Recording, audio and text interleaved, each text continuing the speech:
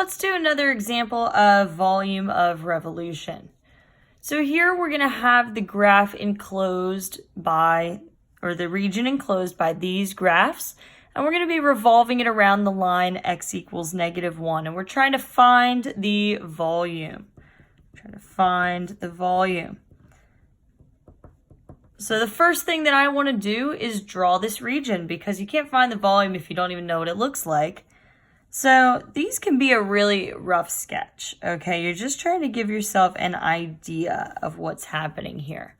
So here's my coordinate plane, and then this first function, x equals y squared plus 1.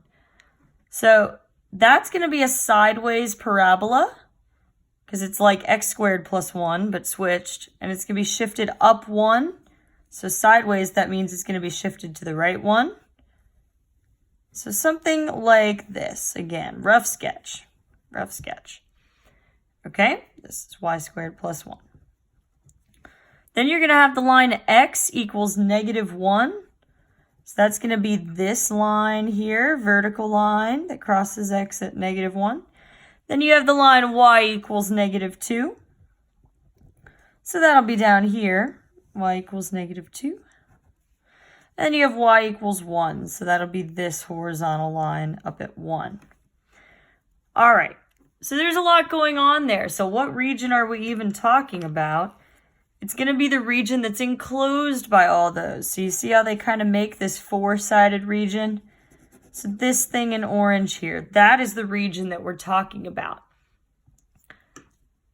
And the shape that we're talking about, the 3D shape, is going to be this orange region revolved around the line x equals -1.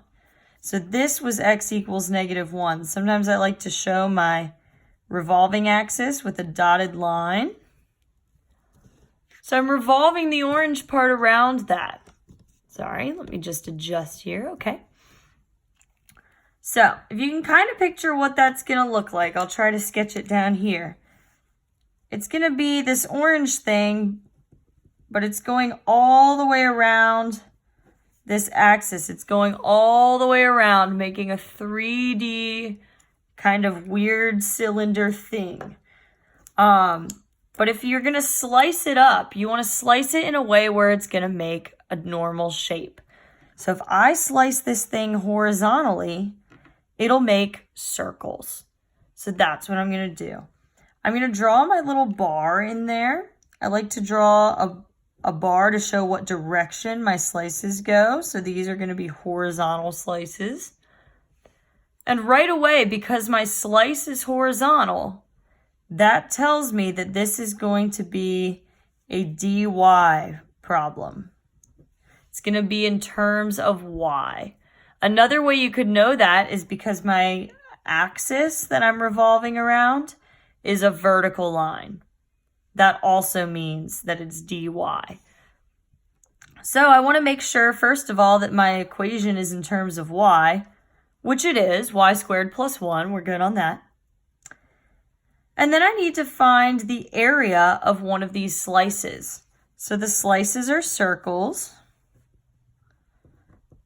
And the area of a circle is pi times r squared. So really, I just need to find the radius of one of these circles. And remember, the size of the circles changes throughout. Like if I drew the circle down here, it would be a little bigger than if I drew a circle up here.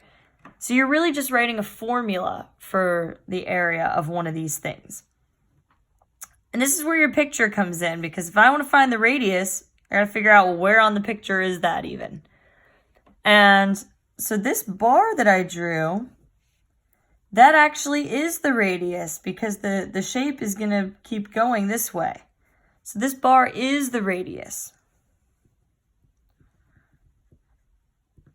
And to find the length of it, it's the length between this function and this line.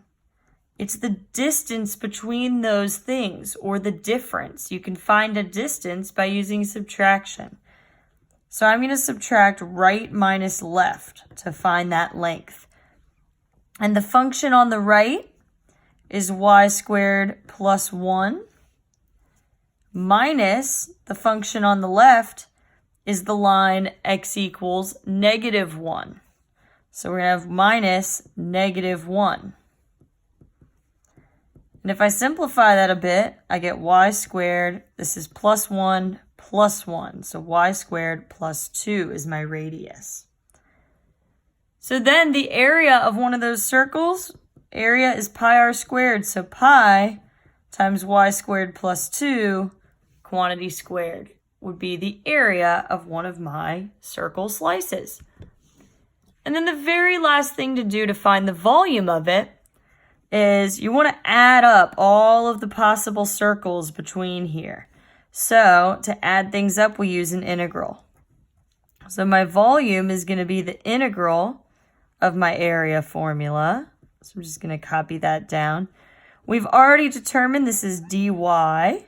So that means my bounds need to be my y values. And it looks like my y's go between, this is -2 and this is 1.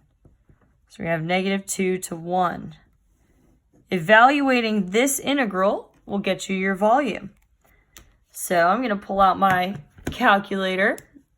Integrals are under math. Go down to fnint, -2 to 1.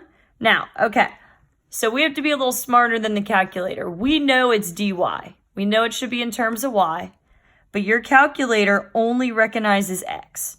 So when we type it in, we're going to put x, but you just need to know, oh, okay, it's actually supposed to be y. And on your paper, you should have it written with y's. But when I type it in, I'm gonna put some x's in there. Okay.